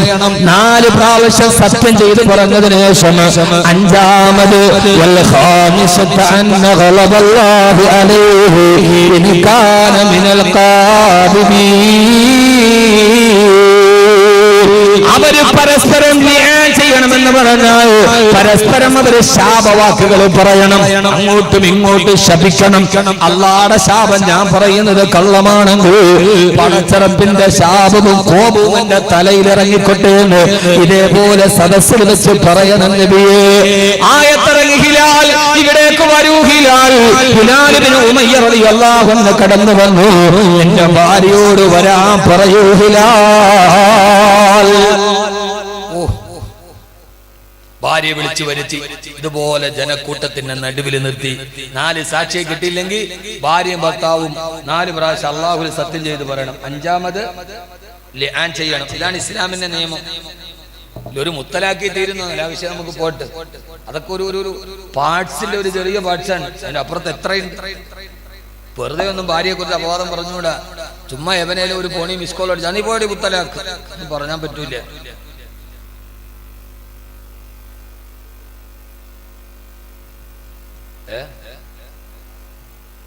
നമ്മൾ എന്തെങ്കിലും കേട്ടിട്ട് ഭാര്യക്ക് ഫോൺ വരികയാണ്, നമ്മൾ അടുത്ത് പോയി അവളറിയാതെ ചെവി കിട്ടും, അപ്പുറത്തൊന്ന് വിളിക്കുകയാണ് പ്ലാനും പദ്ധതിയൊക്കെ മാറ്റമുണ്ടോ? നീ തീർന്നില്ല, എനിക്ക് രഹസ്യ കാമൂലുണ്ട് തലാക്ക്. വിളിച്ചത് ഐഡിയ എന്ന്. ഇപ്പൊ നിൽക്കുന്ന പ്ലാൻ മതിയോ അതോ വേറെ ഏതെങ്കിലും താരിഫ് വേണോ എന്നാണ് ചോദിച്ചത്. അതൊന്നും പറ്റില്ല. അവൾക്ക് ഒത്തിരി അവകാശങ്ങളുണ്ട്.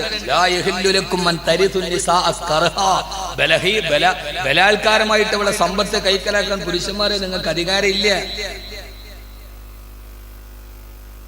എത്ര സൂറത്തുൻ നിസായിൽ എത്ര നിയമങ്ങൾ പൊട്ടി.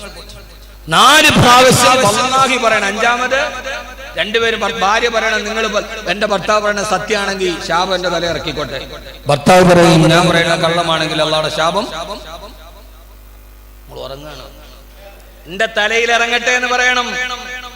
പറഞ്ഞു ഹിലാൽ എന്റെ ഭാര്യയെ വിളിച്ചുകൊണ്ട് വരൂ ഹിലാൽ. ഹിലാൽ ഇബ്നു ഉമയ്യ റളിയല്ലാഹു തആല അൻഹുവിന്റെ ഭാര്യയെ ജനസമക്ഷത്തിൽ എത്തിച്ചു. സൂറത്തുൽ നൂറിന്റെ ആയത്ത് ഇറങ്ങുന്ന പശ്ചാത്തലമാണ് ഞാൻ പറയുന്നത്. ആധുനിക കാലഘട്ടത്തിലെ പെണ്ണിന് മനസ്സിലാവാൻ എത്ര നൂറ്റാണ്ടുകൾക്കും അല്ലാഹു ഈ കഥ പറയുകയാണ്. വെറുതെയല്ല കഥ പറയുന്നത്. ലഖദ് കാന ഫീ ഖസസിഹിം ദുല്ലുൽ അൽബാബ്. ഇതിൽ ചിന്തിക്കുന്നവർക്ക് വൃത്താന്തമുണ്ട്. ഹിലാൽ ഇബ്നു ഉമയ്യ റളിയല്ലാഹു അൻഹുവിന്റെ ഭാര്യ വന്നു. അല്ലാഹുവിന്റെ റസൂൽ പറഞ്ഞു വരൂ ഹിലാൽ, അല്ലാഹുവിനെ സത്യം ചെയ്യൂ ഹിലാൽ. 100 കണക്കിന് സഹാബത്തിന്റെ മധ്യത്തിൽ എഴുന്നേറ്റ് നിന്നിട്ട് മഹാനായ ഹിലാൽ ഇബ്നു ഉമയ്യ റളിയല്ലാഹു തആല പറഞ്ഞു നബിയെ, 1 വല്ലാഹി എന്റെ ഭാര്യ വ്യഭിചരിച്ചു നബിയെ. 2 വല്ലാഹി ഞാനത് കണ്ടു നബിയെ. 3 വല്ലാഹി എന്റെ ഭാര്യ വ്യഭിചരിച്ചു. 4 വല്ലാഹി പടച്ചറപ്പിനെ തന്നെയാണ് സത്യം, എന്റെ ഭാര്യ വ്യഭിചരിച്ചു യാ റസൂലല്ലാഹ്. ജനങ്ങളെ നോക്കി നിൽക്കവേ 4 പ്രാവശ്യം സത്യം ചെയ്തിട്ട് 5ാമത് വൽ ഖാമിസത അന്ന ഗളബല്ലാഹി അലൈഹി ഇൻ കാന മിനൽ കാദിബീൻ. അയാൾ പറയാൻ തുടങ്ങി ഹിലാൽ റളിയല്ലാഹു അൻഹു, 5ാമത് ഞാൻ പറയുന്നത് കള്ളമാണെങ്കിൽ അല്ലാഹുവിന്റെ ശാപം എന്റെ തലയിൽ ഇറങ്ങിക്കോട്ടെ എന്ന് പറയാൻ നാവ് ചലിപ്പിച്ചപ്പോ മറുഭാഗത്തുനിന്ന് ഹബീബായ നബി തങ്ങൾ ഉറക്കെ വിളിച്ചു, ഹിലാൽ ഇത്തഖില്ലാഹ യാ ഹിലാൽ,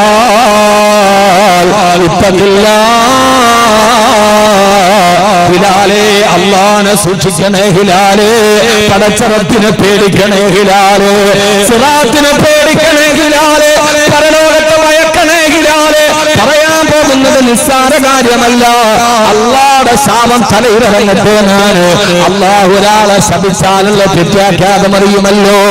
മല്ലഅനഹുല്ലാഹു വഗദിബ അലൈഹി വജഅല മിൻഹുൽ ഖിറദത വൽ ഖനാസീറ വഅബദ തഗൂത്. അല്ലാഹു ശപിച്ചവരിൽ നിന്നാണ് പന്നിയും പട്ടിയും കോലം മറിക്കപ്പെട്ടിട്ടുള്ളത്. അതുകൊണ്ട് നിസ്സാരമല്ല, പന്നിയായി കോലം മറിയും, കുരങ്ങായി കോലം മറിഞ്ഞേക്കാം. റബ്ബിന്റെ ശാപം വിലക്കുവാങ്ങല്ലേ. പറയുന്നതിന് മുമ്പ് ഒരു പ്രാവശ്യം കൂടി ആലോചിക്കുക ഹിലാലോ എന്ന് പറഞ്ഞപ്പോ ഹിലാൽ ഇബ്നു ഉമയ്യ റളിയല്ലാഹു തആല പൊട്ടിക്കരഞ്ഞു പോയി. ജനമധ്യത്തിൽ വെച്ച് തന്റെ ഭാര്യയെ കുറിച്ചിട്ടാണ് പറയുന്നത്, ഇന്നലെ വരെ കൂടെ കിടന്നവളെ കുറിച്ച്. അവസാന ഹിലാൽ റളിയല്ലാഹു അൻഹു പറഞ്ഞു, നബിയേ ഞാൻ പറഞ്ഞത് സത്യമാണ്, ഞാൻ പറഞ്ഞത് കള്ളമാണെങ്കിൽ അല്ലാഹുവിന്റെ ശാപം എന്റെ തലയിൽ ഇറങ്ങട്ടെ നബിയേ.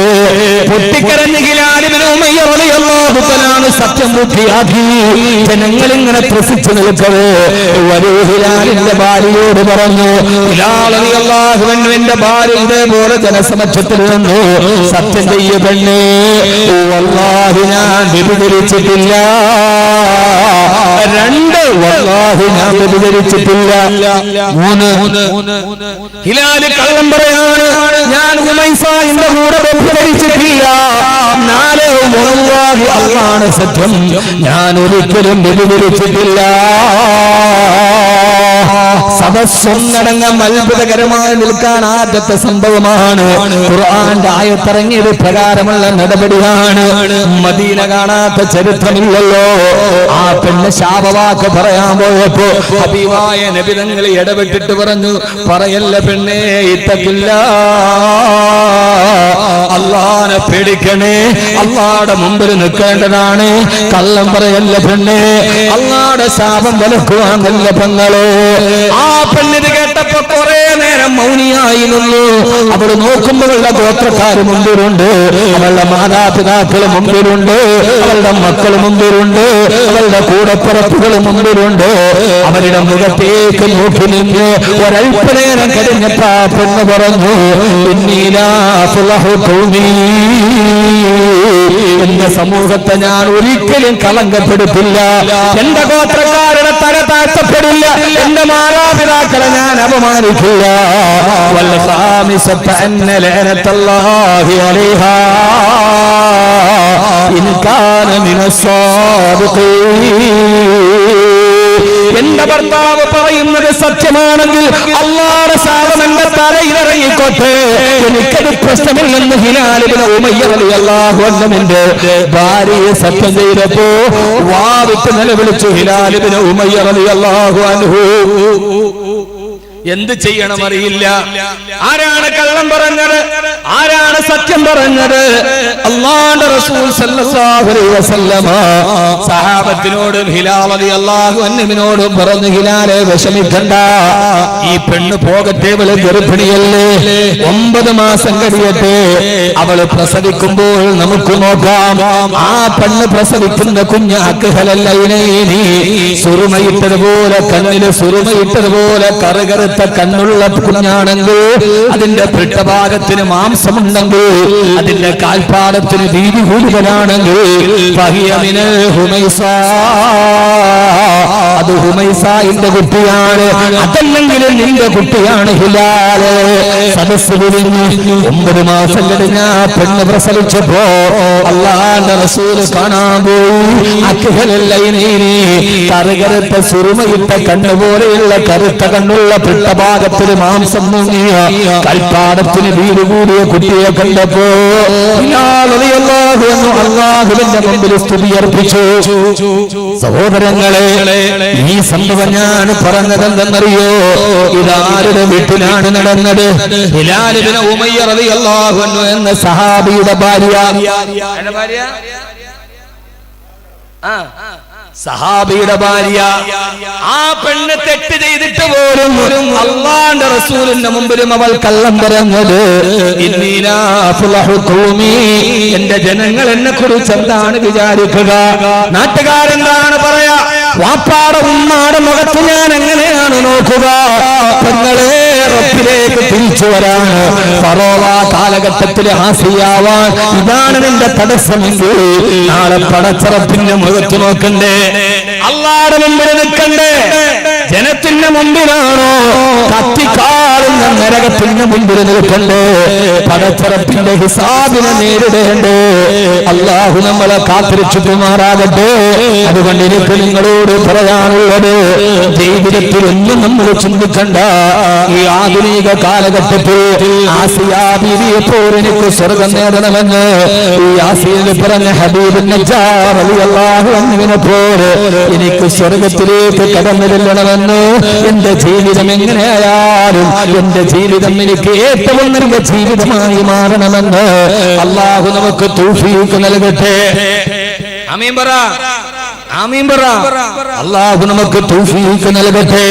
അതുകൊണ്ട് ഞാൻ എന്റെ സഹോദരങ്ങളോട് ഇനി നമ്മൾ ഒരല്പം പറഞ്ഞിട്ട് ദുആയിലേക്ക് കടക്കാണ്. ഇനി ആരും എഴുന്നേക്കാൻ പാടില്ല. ലാസ്റ്റിലെത്തിയില്ല. പോണെങ്കിൽ നിർബന്ധം ആർക്കെങ്കിലും ഇപ്പൊ പൊക്കോളി. ഞാൻ ദുആ ചെയ്ത നീ 5 മിനിറ്റ് ഒരു 15 മിനിറ്റ് കൂടെ ഇരുന്നൂടെ? 15 മിനിറ്റ്. അല്ലാഹു തൗഫീഖ് നൽകട്ടെ, അല്ലാഹു തൗഫീഖ് നൽകട്ടെ. ഉറക്കൊരു 3 സലാത്തിൽ അതിന്റെ ഒരു പ്രധാനപ്പെട്ട കാര്യം 3 സല്ലല്ലാഹു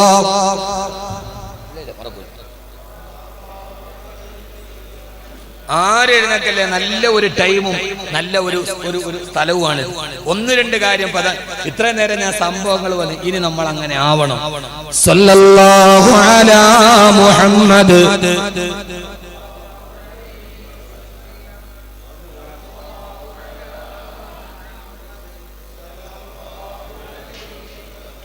റൂഹി ഫിദാ നബി മുഹമ്മദ് മുസ്തഫ, റൂഹി ഫിദാ നബി മുഹമ്മദ് മുസ്തഫ സല്ലല്ലാഹു അലൈഹി വസല്ലമ. അതുകൊണ്ട് പറഞ്ഞെടുത്തേക്ക് തന്നെ തിരിച്ചു വരട്ടെ.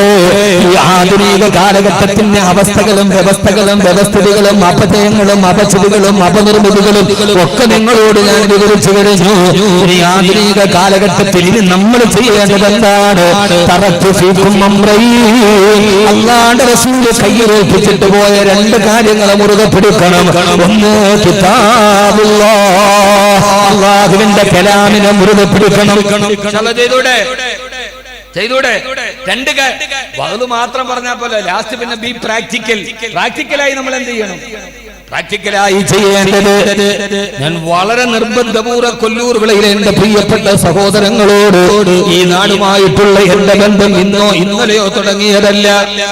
സത്യമായിട്ട് വരണ്ടാണ് വന്നില്ലാന്ന്. ഞങ്ങൾ തിരിച്ചുപോയി നിങ്ങൾ സന്തോഷത്തോടെ ഇരിക്കാൻ വേണ്ടി. എത്രയോ വർഷങ്ങൾക്ക് മുമ്പ് ഞാൻ കല്യാണം കഴിച്ചോടെ 13 വർഷം മുമ്പ് സത്യമായിട്ട് പോസ്റ്റ് ചെയ്താണ്. ഞാൻ തന്നെ അങ്ങ് തിരിച്ചുപോയി. ഇപ്പോ നമ്മൾ വർഷത്തിലൊരിക്കൽ കണ്ടു, അല്ലെ നമ്മൾ വെള്ളിയാഴ്ചകളിൽ കണ്ടുവിട്ടാണ്. ഏതായാലും എല്ലാ നിങ്ങൾ ദുഃഖമുണ്ടാകുന്ന കാര്യങ്ങളിൽ അള്ളാഹു സന്തോഷം വെച്ചിട്ടുണ്ടാവാം. നിങ്ങൾക്ക് സന്തോഷം തോന്നുന്ന കാര്യങ്ങളിൽ അള്ളാഹു ദുഃഖം വെച്ചിട്ടുണ്ടാവാം. അള്ളാഹു പിന്നീട് ഒരിടത്തും പരാജയപ്പെടുത്തിയില്ല. അല്ലാഹു തമ്പുരാൻ ഇതുവരെ എത്തിച്ചു. കഴിഞ്ഞ 17 വർഷക്കാലമായി അവന്റെ കലാമിന് ഞാൻ ഇങ്ങനെ വാല് പറയുന്നു. പരാതികൾ ഉണ്ടാവാം, പരിഭവങ്ങൾ ഉണ്ടാകാം, പരിമിതികൾ ഉണ്ടാവാം. പക്ഷേ സഹോദരങ്ങളെ, ഹബീബായ മുത്തുനബി മുഹമ്മദ് മുസ്തഫ സല്ലല്ലാഹു അലൈഹി വസല്ലമ നമ്മുടെ കൈത്തണ്ടയിലെത്തുന്നതാണ്. അല്ലാഹു അലൈഹാ ബിന്നവാജിദ്, അണപ്പല്ലുകൊണ്ട് നിങ്ങൾ അതിനെ മുറുകെ പിടിക്കണേ എന്ന് കിതാബുല്ലാഹ്, അല്ലാഹുവിന്റെ ഖുർആനാണത്. ആ ഖുർആനിനെ സ്നേഹിക്കണം. മഹാനായ മുഹമ്മദ് ബിൻ ഇദ്രീസ് റളിയല്ലാഹു തആല മരണം കാത്തു വീട്ടിൽ കിടക്കുമ്പോ മക്കൾ വന്നിട്ട് ചോദിച്ചു, ഉപ്പാ മരിക്കുന്നതിൽ പേടിയുണ്ട് ഉപ്പാ? ആര് ചോദിച്ചു? ഉപ്പാനോട് ചോദിക്കാൻ. മരിക്കാൻ നേരത്തെ ആര്? ഇവിടെ കൊല്ലൂർ വളയിലെ മുഴുവൻ വീട് ഇങ്ങനെ ആവണം. ഉപ്പാ ഉപ്പാ മരിക്കുന്നതില് സങ്കടമുണ്ടോ ഉപ്പാ? ഉപ്പ പറഞ്ഞു, മോനെ ഉപ്പയ്ക്ക് എന്ത് സങ്കടമാണുള്ളത്? ഞാൻ മരിച്ചിട്ട് ഖബറിലേക്ക് പോയാൽ ഈ വീട്ടിലിരുന്നിട്ട് ഈ കാണുന്ന എന്റെ അധ്വാനം ഉണ്ടാക്കിയ വീട്ടിലിരുന്ന് 4000 പ്രാവശ്യം ഉപ്പ ഖത്മുൽ ഖുർആൻ ഓതിയിട്ടുണ്ട്. അത് ഉപ്പാന്റെ ഖബറിലും സ്വർഗത്തിലും വരുമല്ലോ പൊന്നുമക്കളോ. പിന്നെ ഉപ്പക്ക് എന്ത് പേടിയാണുള്ളത്? താൻ നിർമ്മിച്ച എന്റെ വീട്ടിലിരുന്ന് 4000 പ്രാവശ്യം ഖുർആൻ ഓതി തീർത്തിട്ടുണ്ട് മഹാനായ മുഹമ്മദ് ബിൻ ഇദ്രീസ് റളിയല്ലാഹു അൻഹു. നമ്മൾ വീടുണ്ടാക്കി, നമ്മുടെ വീടിന്റെ ഉള്ളിൽ എത്ര പ്രാവശ്യം നമ്മൾ ഖുർആൻ ഓതി തീർത്തു? എത്ര പ്രാവശ്യം നമ്മൾ ഖത്മുൽ ഖുർആൻ ഓതി? ഇനി മുതൽ ഓതിയെങ്കിൽ ഇനിയും കൂടുതൽ ഓതണം. മരിക്കണ നേരത്ത് പറയണം, മക്കളെ ഉപ്പാക്ക് SBT ഉണ്ടെന്നല്ല, ഉപ്പാക്ക് അവിടെ ഉണ്ടെന്നല്ല, ഉപ്പാക്ക് പേടിയില്ല കുട്ടി. 40,000 പ്രാവശ്യം ഉപ്പ ഖത്മുൽ ഖുർആൻ ഓതിയിട്ടുണ്ട്. നമ്മുടെ കൊല്ലൂരുള്ള പള്ളിയിൽ എത്രയോ വയസ്സായ ആളുകൾ ഖുർആൻ ഓതുന്നുണ്ട്. നാളെ മരിക്കുന്ന നേരത്ത് പറയാം. അല്ലാഹു തൗഫീഖ് നൽകട്ടെ. ഇനി ഞാൻ പറയണത് എനിക്കും നിങ്ങൾക്കും ജീവിതത്തിൽ പകർത്താനാണ്. ഖുർആൻ ധാരാളമായിട്ട് ഓതണം. ചെറുപ്പക്കാരെ ഖുർആൻ ധാരാളമായിട്ട് ഓതണം. ഓതൂലേ? പാട്ട് കേൾക്കുന്നതിനേക്കാൾ കൂടുതൽ ഖുർആൻ ഓതണം. ഖുർആന്റെ സംഗീതം നിങ്ങൾ കേട്ടിട്ടുണ്ടോ? അത് AR റഹ്മാന്റെ സംഗീതത്തെക്കാൾ വലിയ ആസ്വാദ്യകരമാണ്. നിങ്ങളൊന്ന് ആലോചിച്ച് നോക്കി, ഒരു സിനിമാ പാട്ട്, ആ പാട്ടിൽ ഒരു വരി തന്നെ 10 പ്രാവശ്യം ആവർത്തിച്ച് ഓതാൻ പിന്നെ കേൾക്കാൻ സുഖം ഉണ്ടാവോ? ഞാൻ ഗൂഗിളിൽ നോക്കണം. യുവാക്കളെ, ചെറുപ്പക്കാരെ, എന്റെ പൊന്നുകുട്ടികളെ കൽബിൽ തൊട്ട് ചോദിക്കാണ്, ഒരു പാട്ട്, സിനിമാ പാട്ടുണ്ടാക്കി ധാരാളം ആളുകൾ ഗിരീഷ് പുത്തഞ്ചേരിയൊക്കെ താഴെ ഇരുന്നിട്ട് മുകളിൽ സ്റ്റെപ്പ് കയറിയിട്ട് താഴെ ഇറങ്ങിയിട്ട് ഏറ്റവും സുന്ദരമായ ഗാനം എഴുതിയ വൈഭവമുള്ള ഗാനരചയിതാക്കളാണ്. അവരെ കുറിച്ച് അങ്ങനെ പറയാം. എത്ര വലുതാണെങ്കിലും ഒരു പാട്ടിൽ ഒരു വരി തന്നെ ആവർത്തിച്ച് വന്നാൽ പിന്നെ ആ പാട്ട് നല്ലതാണോ? ഒരു പ്രാവശ്യം കേട്ടപ്പോൾ രണ്ടാമത് കേട്ടാൽ തോന്നുന്നു സൗരങ്ങളെ ഉറങ്ങാതെ പറയും. എന്നാൽ നിങ്ങൾ ഓതി ഖുർആന്റെ സംഗീതം. അർ-റഹ്മാനു അല്ലമൽ ഖുർആൻ ഖലഖൽ ഇൻസാന അല്ലമഹുൽ ബയാൻ മറജ ബഹറൈനി യൽതഖിയാൻ ബൈനഹുമാ ബർസഖുൻ ലാ യബ്ഗിയാൻ ഫബിഅയ്യി ആലാഇ റബ്ബികുമാ തുകദ്ദിബാൻ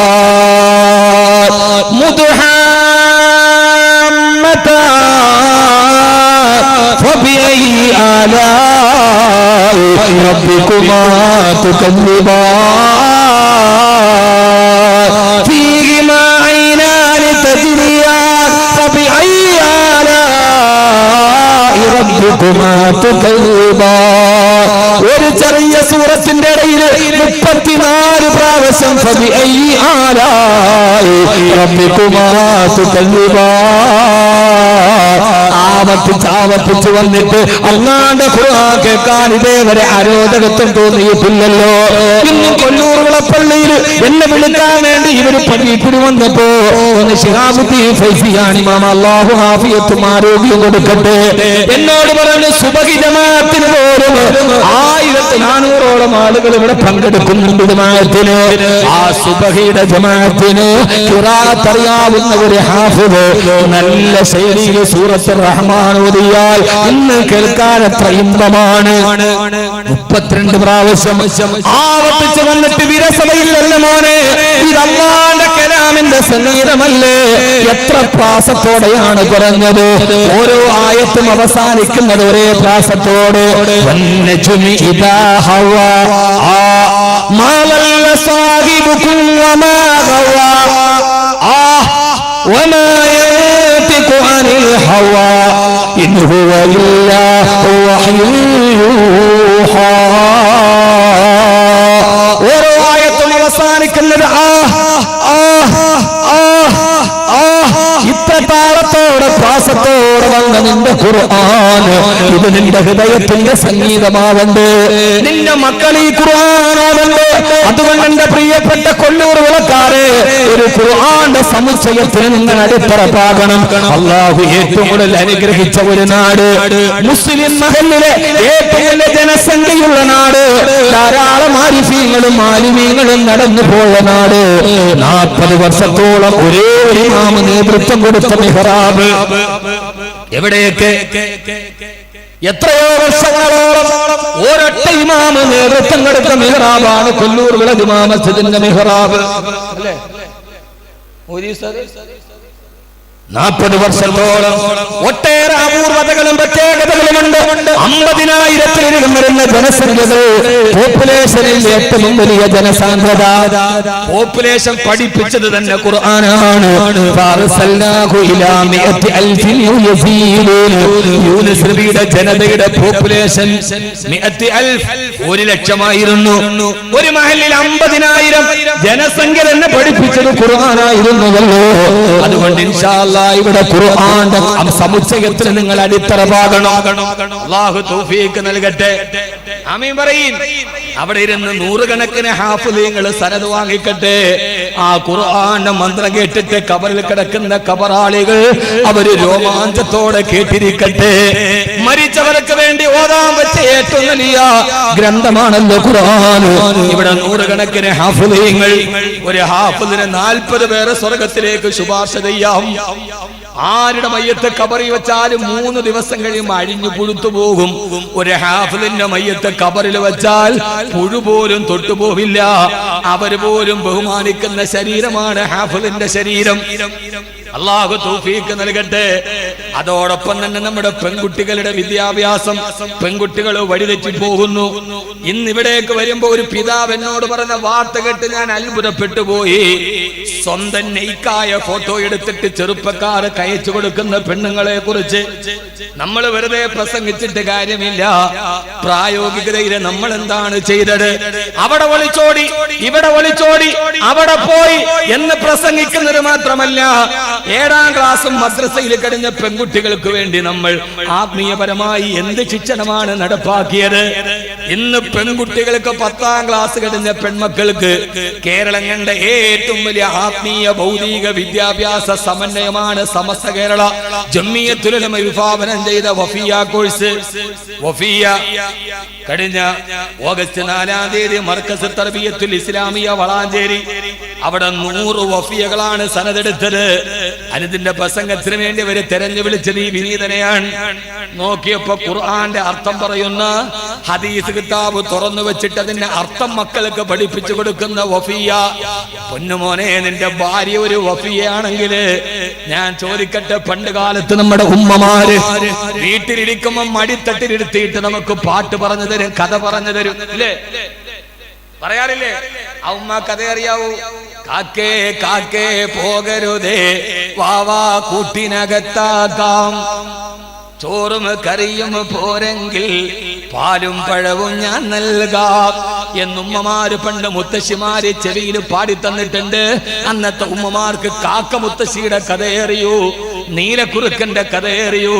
പക്ഷേ സഹോദരാ, നിന്റെ ഭാര്യ ഒരു വഫിയത്താണെങ്കിൽ ഈ കൊല്ലൂരുകളെ മദ്രസയിൽ പഠിച്ചിട്ട് നിന്റെ മോന് മഗ്രിബ് കഴിഞ്ഞിട്ട് ഖുർആൻ ഓതുമ്പോ അവൻ സൂറത്തുൻ നൂറിൽ ഞാൻ നേരത്തെ പറഞ്ഞ ഹിലാൽ റളിയല്ലാഹു അൻഹുവിന്റെ സംഭവം ഓതുമ്പോ വൽ ഖാമിസത അന്ന ഗളബല്ലാഹി അലൈഹാ ഇൻ കാന മിനസ് സാദിഖീൻ എന്ന ആയത്ത് മോനിരുന്ന് ഓതുമ്പോ അടുക്കളയിൽ ജോലി ചെയ്യുന്ന ഉമ്മ വഫിയാണെങ്കിൽ, അവൾ ആ കോഴ്സ് പാസ്സായവളാണെങ്കിൽ വന്നിട്ട് പറയും, മോനെ വിളിച്ചിട്ട് അടുത്തിരുത്തിട്ട്, മോനെ മോനിപ്പോതി ആയത്തിന്റെ അർത്ഥം മക്കൾക്കറിയോ?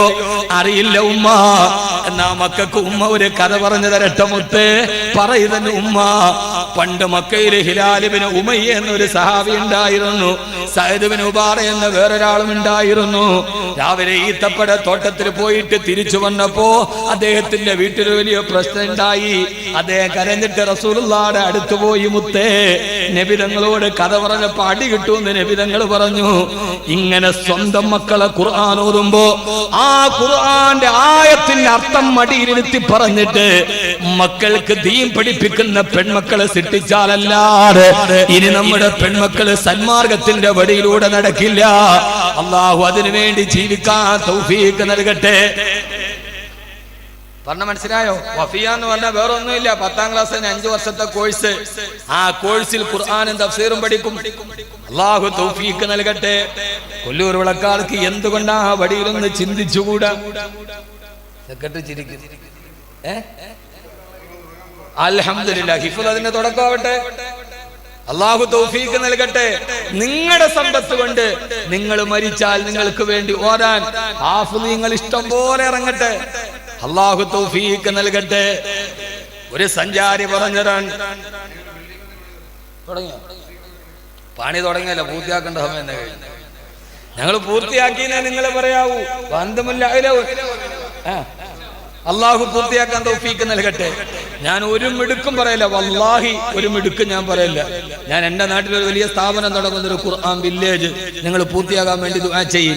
പൈസയൊന്നുമല്ല ചോദിച്ചത്, 3 ഏക്കർ സ്ഥലത്ത് 10 കോടി രൂപയുടെ പ്രൊജക്റ്റാണ്. അത്യന്താധുനികമായ ഹിഫ്ളുൽ ഖുർആൻ. അവിടെ ഒരു ഖുർആന്റെ മ്യൂസിയം, ആ ഖുർആൻ നടത്തുന്ന അവിടെ നടുന്ന ചെടികൾ പോലും ഖുർആനിൽ പറഞ്ഞ 20 മരങ്ങളുണ്ട്. ഇത്തപ്പന, അത്തി, ചൊരക്ക, വെള്ളുള്ളി, കടുക്, ഇതൊക്കെ ഖുർആൻ പറഞ്ഞ സസ്യങ്ങളാണ്. നമ്മുടെ വീട്ടുമുറ്റത്തുണ്ടോ? നമുക്കിപ്പോഴും ആന്തൂറിയ മാത്രമേ ഉള്ളൂ. ഈ ഒരു മരം നിങ്ങളുടെ മുമ്പിൽ നട്ടാൽ ഖുർആന്റെ പ്രതിഫലം കിട്ടും. ഒരു ചൊരക്ക അറിയില്ലേ? ഒരു ചൊരക്ക നിങ്ങൾ കഴിക്കുകയും നബി തങ്ങൾക്ക് ഏറ്റവും ഇഷ്ടപ്പെട്ട ഭക്ഷണം ചൊരക്ക. ഇറച്ചിക്കറി പാകം ചെയ്യുമ്പോൾ നിങ്ങൾ ചൊരക്ക കൂടി അതിലേക്ക് കറിയായി ഇട്ടിടണേ. എന്നാൽ ഇറച്ചിയുടെ പ്രശ്നം നിങ്ങൾക്ക് ഉണ്ടാവില്ലെന്ന് നബിയുടെ ചികിത്സയുണ്ട്. ഇറച്ചിക്കറി വെക്കുമ്പോ പോത്തു അതിന്റെ കൂടെ പിന്നെ അപ്പുറത്തോടെ നെയ്ക്കട്ടയും കൂടി ഇട്ടാ പോരാ. ചൊരക്ക മുറിച്ചിട്ട് ഇറച്ചിക്കറി വെക്കുകയും നിങ്ങൾക്ക് ഇറച്ചി കൊണ്ടുണ്ടാകുന്ന ബുദ്ധിമുട്ടുണ്ടാവില്ല. റസൂലുള്ളാഹി സ്വല്ലല്ലാഹി അലൈഹി വസല്ലമയുടെ പാചകമാണ്. നബി തങ്ങൾ പാചകം പഠിപ്പിച്ചിട്ടുണ്ട്. അല്ലാഹു തൗഫീഖ് നൽകട്ടെ. വെള്ളുള്ളി ആ കോളേജിൽ ഇൻഷാ അല്ലാഹ് മുറ്റത്ത് മുഴുവനും വെളുത്തുള്ളി എന്നിട്ട് അവിടെ എഴുതി വെക്കും ഈ ആയത്ത്. ഖുർആൻ പറഞ്ഞ ഇതുകൊണ്ടാണ്. വന്ന് കണ്ടാൽ ഒരു ഖുർആന്റെ സമുച്ചയം. എന്റെ ജീവിതത്തിൽ ഐ ഹാവ് എ ഡ്രീം. ആ ഡ്രീം പ്രോജക്റ്റിലാണ് ഞാനുള്ളത്. ഞാനതിന് പലരെയും സമീപിച്ചു. ഇന്നൊരു സഹോദരനോട് പുഞ്ചിരിയോടെ വന്നു, ഉസ്താദേ ഞാൻ ഇൻഷാ അല്ലാഹ് അതിനകത്തുണ്ട്, എന്നെ കൊണ്ട് ചെയ്തു തരാം. അള്ളാഹു അവരെ സഹായിക്കട്ടെ, അവരെ പ്രയാസങ്ങൾ മാറ്റട്ടെ, സന്തോഷം നൽകട്ടെ. മരിച്ചാൽ ഖുർആൻ ഓതാൻ ആളുകൾ ഉണ്ടാകണം. സഹോദരങ്ങളെ, ആര് നമ്മളെ മറന്നു പോയാലും ഈ ഹാഫിളീങ്ങൾ ഉണ്ടാവണം. അല്ലാഹു തൗഫീഖ് നൽകുമാറാകട്ടെ.